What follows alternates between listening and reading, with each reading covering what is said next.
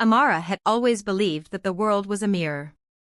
And she had spent 31 years making sure that mirror reflected exactly what she wanted to see. She rose with the sun, not because she had to, but because she believed the sun rose for her. Every success, every open door, every kind word, she received them as proof. Proof that the universe was listening. Proof that she was enough. Her philosophy was elegant in its simplicity. What you think, you become. What you speak, you attract. What you believe, you receive. She had no room for gods or rituals or ancient books. Those, she believed, were chains forged by colonizers to keep people small. She had broken those chains. Or so she told herself. Her life was a testament to her belief.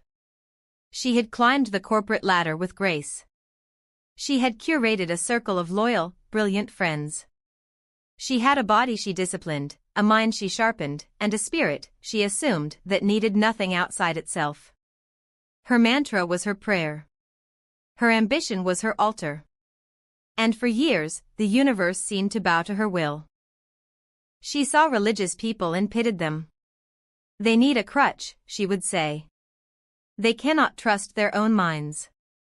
They handed their power to strangers who came with swords and Bibles. To Amara, faith was not freedom, it was submission. And she had sworn never to submit to anyone or anything. Not to a man. Not to a system. And certainly not to a God she could not see. She was the architect of her destiny. She drew the blueprints. She laid the bricks. She paid the cost. And for a long time, the structure stood tall. But even the strongest buildings have foundations. And Amara had built hers on sand. She just didn't know it yet. Then came the wind. Not a gentle breeze, a gale. The company she had helped build, the one that had validated her entire philosophy, began to crumble. Not because of her. Not because of her effort. But because the world, indifferent and vast, had shifted. And Amara was not the center of it. She was laid off on a Tuesday. It was raining, not dramatically, just a dull, persistent drizzle that matched her spirit. She packed her things in silence. No farewell party. No grand speech. Just the quiet click of her heels on the carpet as she walked out for the last time. Her mirror had cracked. And the reflection staring back at her was a stranger. She found herself walking through the city park, a place she usually avoided. Too slow. Too ordinary. But that day, ordinary felt safe. She noticed an old woman on a bench, scattering breadcrumbs to the birds. The woman was not rushed. She was not anxious. She was simply present. And for reasons Amara could not explain, she stopped to watch. Ilara looked up and smiled. "You look tired, my child." Amara flinched at the word child. She was a grown woman. A success.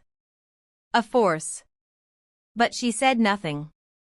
"Sit," Ilara said, patting the bench. "The birds do not bite. And neither do I." Something in Amara's chest loosened. She sat. They sat in silence for a long moment. Then Ilara spoke again. "You have been carrying the world on your shoulders. But whose world is it, really?"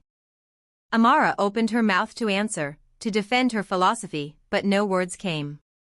Ilara smiled. "The colonizers took many things from us. But they could not take the truth. They could not take the Creator who knew us before we had a name. You have been running from a God who was never their property." For the first time in her life, Amara had no clever response. No quote. No mantra. No deflection. She simply asked, "Then who is God? Truly?" Ilara took her hand, warm, rough, real.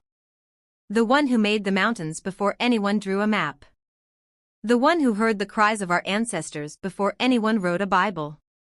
The one who loves you not because you are strong, but because you are his." That night, Amara opened a book she had spent her life rejecting. She expected chains.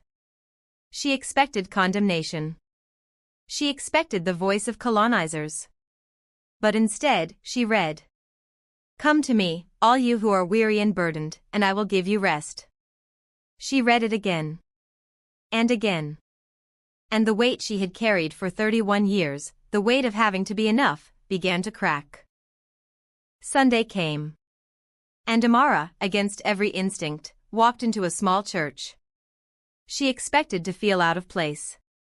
Instead, she felt seen. Not judged. Not condemned. Seen. The singing was not perfect. The prayers were not polished. But they were real. And for the first time, Amara realized that real was more beautiful than perfect. She read the words of people who had been exiled, enslaved, and forgotten. She read the songs of people who had lost everything except their hope. And she realized something profound. This was not the religion of her colonizers. This was the faith of her ancestors, stolen, twisted, but never destroyed. The God they worshipped was not the God of the empire. He was the God of the oppressed. The God of the refugee. The God of the woman who had nothing left except her voice. That night, Amara prayed. Not a mantra. Not an affirmation. A prayer. "I don't know how to do this," she whispered. "I don't know if you are real. But I am tired. I am so tired of pretending I am enough. If you are there, please show me. Not the God of empires. The God of my mother's mother. The God who sees me." She stayed there for hours. And in the silence, she felt something she had never felt before. Peace. Ilara became more than a mentor. She became a mother, not by blood, but by spirit. She taught Amara that faith was not about perfection. It was about persistence. It was about showing up, even when you doubted. It was about singing, even when your voice cracked. And slowly, Amara began to heal. She stopped trying to manifest her destiny. Instead, she started living it. She began mentoring young women, not to make them successful, but to remind them they were already valuable. She stopped chasing the world's approval. She started chasing the peace that had been missing her entire life. Her career did not return overnight. But her joy did. She still lives in the city. She still works hard. She still dreams. But she no longer believes the universe owes her anything. Instead, she believes that the one who made the universe loves her. Not because she is powerful. Not because she is perfect. But because she is his.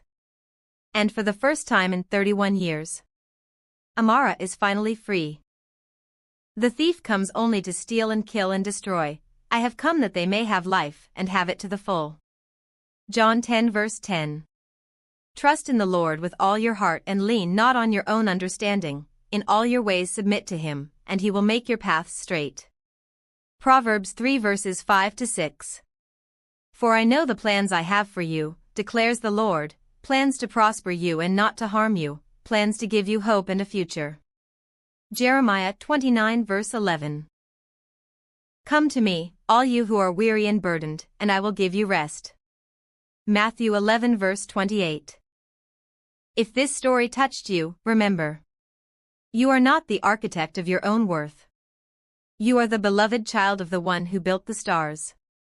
And that is enough. Always. Like, share and subscribe for more videos.